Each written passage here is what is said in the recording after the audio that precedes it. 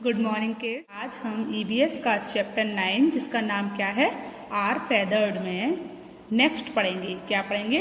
Nest. Nest का मतलब होता है घोंसला। मैंने आपको कल बीक्स पढ़ाई थी कि जो बर्ड्स होते हैं उनकी बीक्स कैसी होती हैं, कौन से पक्षी की कैसी चोंच होती है। और आज हम आपको पढ़ाएंगे कि कौन से पक्षी का कैसा घोंसला होता है। समझ आया? कौन सा पक्षी कैसा घोंसला बनाता है, कौन सा पक्षी बनाता है या नहीं बनाता है घोंसला। ठीक है, तो आज हम घोंसले के बारे में पढ़ेंगे। चलिए स्टार्ट करते हैं। तो क्या है? तो the nest of birds are as usually cup shaped. तो जो पक्षियों के नेस्ट होते हैं वो कैसे होते हैं? आमतौर पर कप के आकार के होते हैं। किसके आकार के होते हैं? कप के आकार के। The nest prevents the eggs and the young ones from falling down. मतलब क्या होता है कि जो घोंसला होता है वो रोकता है किसको? अंडों को, और यंग वंस मतलब उनके बच्चों को, फ्रॉम फॉलिंग डाउन गिरने से। समझ आया? फ्रॉम फॉलिंग डाउन मतलब गिरने से रोकता है। समझ आया? तो क्या लिखेंगे हम बच्चों? अगर आपको क्या समझ में आया कि जो घोंसला होता है वो पक्षियों के अंडों को और युवा पक्षियों को मतलब उनके बच्चों को गिरने से रोकता है। तो हम घोंसला क्यों बनाते हैं पक्षी? ताकि वो अपने उसमें अंडे सेफ रख सके और अपने बच्चों को सेफ रख सके। ओके, आगे देखते हैं। Nest differ in their size, location and material used. मतलब क्या होता है? नेस्ट को घोंसले अपने आकार, स्थान और सामग्री में अलग अलग होते हैं। क्या होता है? हर एक घोंसला एक सा नहीं बनाया जाता कि कोई पक्षी अपना घोंसला अलग तरीके से बनाता है और कोई पक्षी अपना घोंसला अलग तरीके से बनाता है। तो घोंसले उन घोंसलों के मतलब आकार, स्थान और सामग्री अलग अलग होती है। समझ आया? चलिए आगे देखते हैं। Birds use wings, dry leaves, cotton thread, wool, feathers and straw to build their nests. क्या होता है? जो पक्षी होते हैं वो अपने घोंसलों को बनाने के लिए क्या क्या यूज करते हैं? पक्षी अपने घोंसले बनाने के लिए क्या क्या यूज करते हैं अब हम ये देखेंगे। तो ट्विंग्स यूज करते हैं, मतलब जो छाल होती है ना पेड़ के टहनियों की छाल, उसको। ड्राई लीव्स मतलब सूखी पत्तियां यूज करते हैं। कॉटन थ्रेड मतलब जो सूत का धागा होता है उसे यूज करते हैं। वूल मतलब ऊन को यूज करते हैं। फेदर्स पंखों को यूज करते हैं। एंड स्ट्रॉ और किसको? घास फूस को, जो घास फूस पड़ी होती है उसको यूज करते हैं। टू बिल्ड देयर नेस्ट अपना घोंसला बनाने के लिए। समझ आया? तो अपना घोंसला बनाने के लिए। तो समझ में क्या आया बच्चों? कि पक्षी अपना घोंसला बनाने के लिए टहनियां, सूखी पत्तियां, सूत का धागा, ऊन, पंख और घास फूस का उपयोग करती हैं। समझ आया आपको? किस किस का यूज करती हैं? Most birds make nest on trees. और अधिकतर पक्षी कैसे होते हैं? जो अपना घोंसला पेड़ पर बनाते हैं। अधिकतर पक्षी पेड़ पर अपना घोंसला बनाते हैं या अधिकतर पक्षी पेड़ पर घोंसला बनाते हैं। समझ आया आपको? चलिए आगे देखते हैं। तो the woodpecker builds its nest inside the tree. मतलब जो वुडपेकर होता है मतलब जो कठफोड़वा होता है वह अपना घोंसला इनसाइड द ट्री मतलब पेड़ के अंदर बनाते हैं, पेड़ों के अंदर बनाते हैं। समझ आया? तो कठफोड़वा अपने घोंसले कहाँ बनाते हैं? पेड़ों के अंदर बनाते हैं। समझ आया? चलिए आगे चलते हैं। The weaver bird weaves a very fascinating nest. The weaver bird weaves a very fascinating nest. क्या होता है? जो वीवर बर्ड होती है मतलब वीवर बर्ड का मतलब होता है बया पक्षी। क्या होता है? बया पक्षी। ये एक बहुत ही आकर्षक घोंसला बुनते हैं। वीव्स का मतलब क्या होता है? बुनना। तो ये क्या करते हैं? बहुत ही आकर्षक घोंसला बुनते हैं। समझ आया आपको? Straw, grass and leaves are used in weaving the nest. और क्या करते हैं? स्ट्रॉ मतलब घास फूस, घास और पत्तियों का यूज करते हैं। किसके लिए?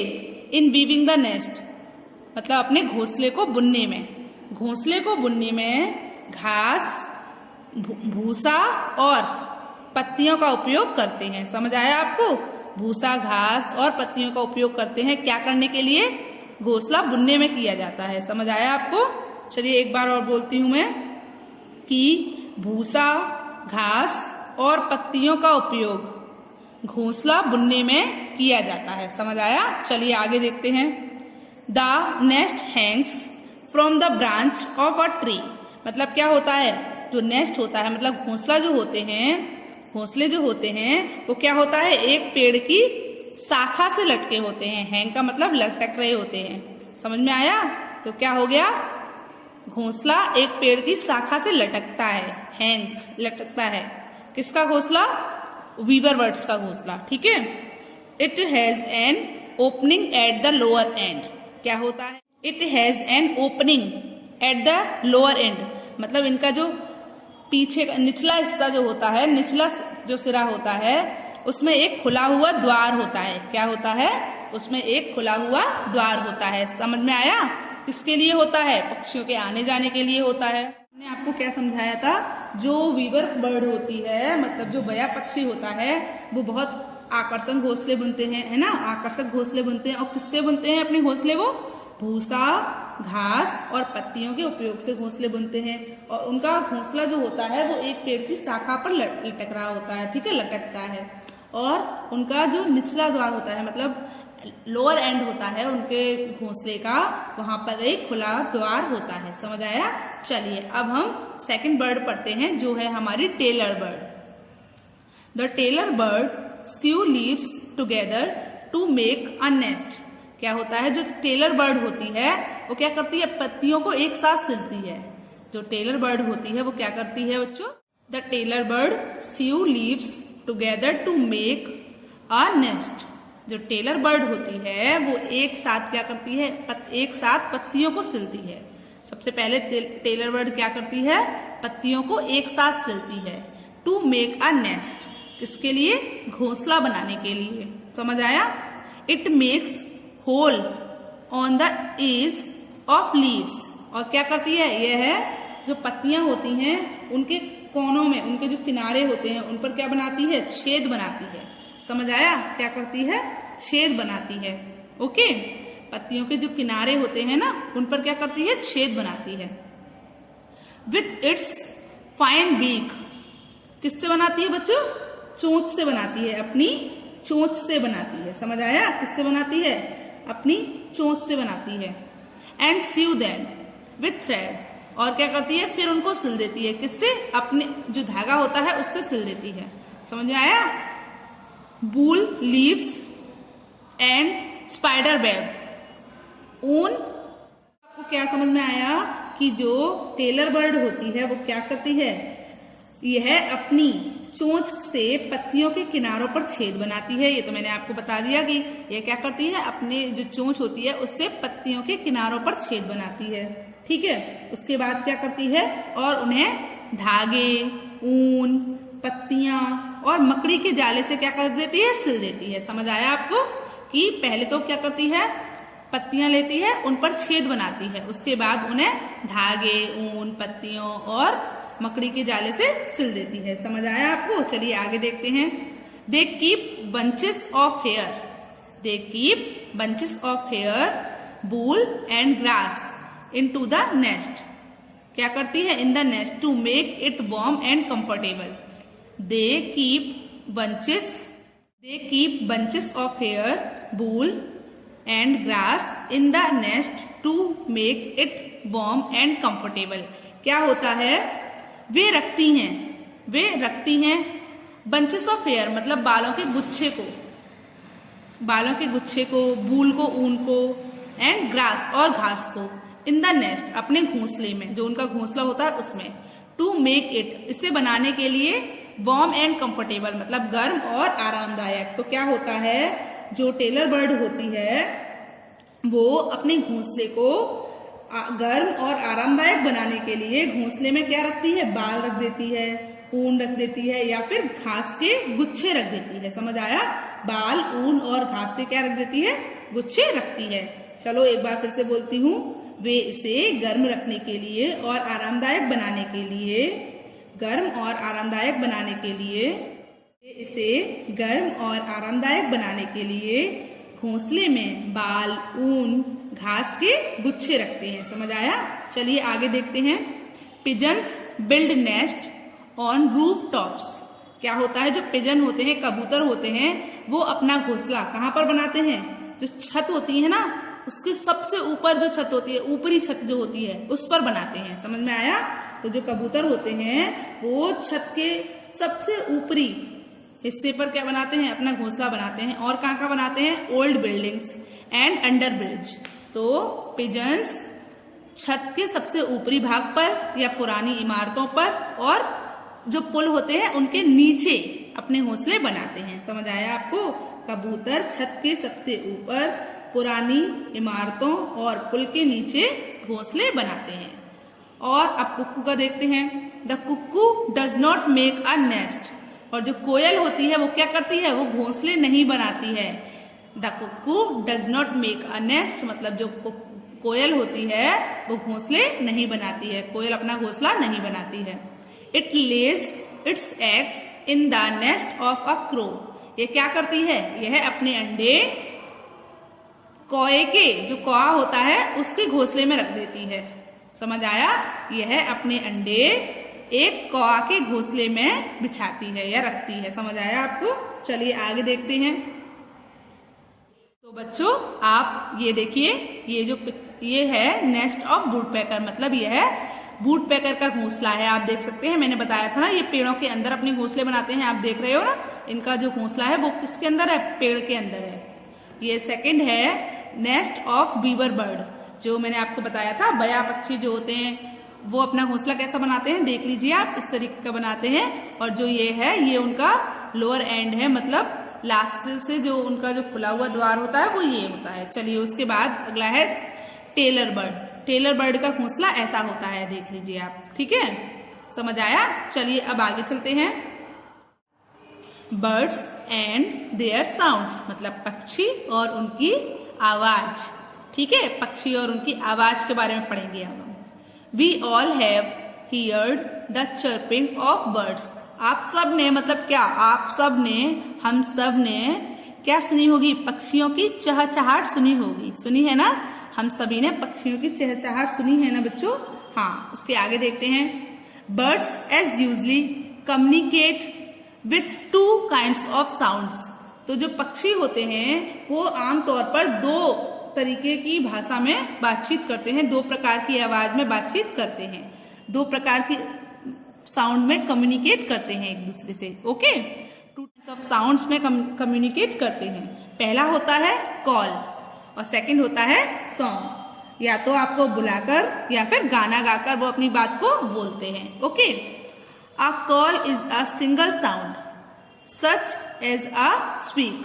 मतलब जो कॉल होती है वो एक सिंगल साउंड होता है, एक पृथक आवाज होती है, जैसे कि कोई एक चीख, जैसे आप चीखते हो ना, उसी तरीके की कोई चीख होती है। ठीक है, दैट इज रिपीटेड ऑफ्टन। ये अक्सर दोबारा दोहराई जाती है। क्या होता है? जिसे अक्सर दोहराया जाता है। समझ में आया? तो क्या हुआ बच्चों? जो चीख होती है, एक जो बुलाना होता है, आवाज होती है, वह एक तरीके की पृथक ध्वनि होती है, जैसे कि एक चीख, जिसे अक्सर क्या किया जाता है? दोहराया जाता है। A song is a series of notes that sound musical. That sounds musical मतलब जो गाना होता है वो एक तरीके का नोट्स होता है, स्वरों की क्या होती है? एक श्रृंखला होती है, सीरीज होती है, मतलब स्वरों की श्रृंखला होती है। समझ आया? दैट साउंड म्यूजिकल जो बहुत संगीतमय ध्वनि होती है। क्या होती है? जो बहुत संगीतमय ध्वनि होती है। समझ आया? चलिए उसके बाद हम आगे पढ़ते हैं। तो आगे है माइग्रेटरी बर्ड्स। क्या है? माइग्रेटरी बर्ड्स मतलब प्रवासी पक्षी। Some birds fly long distance to warmer place every year to escape from the extreme cold condition. तो क्या होता है? कुछ पक्षी उड़ते हैं लॉन्ग डिस्टेंस मतलब लंबी दूरी तक। ठीक है, टू वार्मर प्लेस गर्म स्थानों के लिए। किसके लिए बच्चों? गर्म स्थानों के लिए। एवरी ईयर हर साल। टू एस्केप बचने के लिए from the extreme cold condition. Extreme cold condition का मतलब बच्चों क्या हुआ? अत्यधिक ठंड की स्थिति से, अत्यधिक ठंड की स्थिति से। तो आपको क्या समझ में आया कि कुछ पक्षी ऐसे होते हैं जो अत्यधिक ठंड की स्थिति से बचने के लिए हर साल गर्म स्थानों पर पहुंचने के लिए क्या करते हैं? लंबी दूरी तक उड़ते हैं। समझ आया? Such birds are called migratory birds. ऐसे बर्ड्स क्या कहलाते हैं? माइग्रेटरी बर्ड्स कहलाते हैं, मतलब प्रवासी पक्षी कहलाते हैं। Some birds also move due to shortage of food और टू रिप्रोड्यूस। क्या होता है? कुछ पक्षी ऐसे होते हैं जो भोजन की कमी की वजह से और बच्चों को जन्म देने के लिए दूसरे स्थानों पर चले जाते हैं। समझ आया? पक्षी ऐसे होते हैं बच्चों जो भोजन की कमी के कारण या प्रजनन करने के कारण भी प्रवास करते हैं, मतलब दूसरे स्थानों पर जाते हैं। समझ आया? This movement of birds every year when the season change it's called migration. It's called migration. मतलब ये जो प्रक्रिया होती है वो जो पक्षी होते हैं वो हर साल करते हैं। ठीक है? हर साल जब मौसम बदलता है तब पक्षी यह प्रक्रिया करते हैं, जिसे हम क्या कहते हैं बच्चों? प्रवासन कहलाती है। जो क्या कहलाती है? प्रवासन कहलाती है। एक बार फिर से बोलती हूँ, ध्यान से सुनिए। हर साल, एवरी ईयर, हर साल पक्षी यह प्रक्रिया करते हैं। हर साल जब मौसम बदलता है, हर साल जब मौसम बदलता है तब पक्षियों की यह प्रक्रिया चलती है, जिसे हम क्या कहते हैं बच्चों? माइग्रेशन कहते हैं, मतलब प्रवासन कहते हैं। जिसे हम क्या कहते हैं बच्चों? प्रवासन कहते हैं। तो बच्चों, आपको आज का चैप्टर समझ आया जो आज मैंने समझाया? आज हमने क्या क्या सीखा कि जो हमारे बर्ड्स होते हैं वो कौन कौन सी तरह की साउंड निकालते हैं, माइग्रेटरी बर्ड्स क्या होती हैं, और जो हमारे बर्ड्स होती हैं उनके नेस्ट क्या होते हैं, मतलब घोंसले कैसे बनाती हैं। तो आपको आज का चैप्टर समझ आया? बच्चों, आपको आज मैंने जितना चैप्टर पढ़ाया है, समझाया है, उतना ही आपको एक बार घर पर भी रीड करना है। ओके? समझ आया? चलिए, गुड बाय।